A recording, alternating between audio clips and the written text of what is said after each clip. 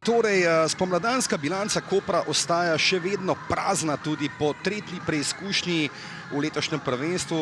Rodolfo Vanoli v nekaj dneh še ni uspel prebuditi Koprčane.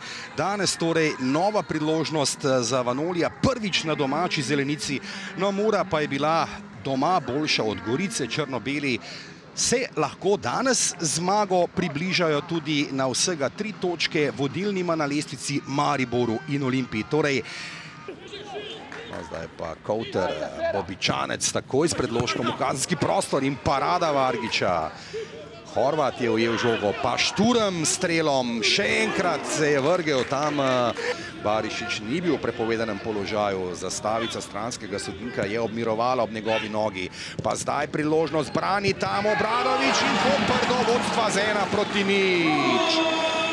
Lepa akcija zdaj, nepopustljivost Koprčanov in prvič se lahko danes veselijo na klopi domačih. Obradović sicer je najprej ubranil strel. Klepač, tudi Klepač še čaka na svoj prvenec v dresu Mure, zdaj pa priložnost za izenačenje. Kako je to slabo na koncu zaključil tam Horvat. Klepač nazaj, Maruško. Filipović, presekali so tole podajo, pa zdaj priložnost za Mula Husejnovića, brani Obradović.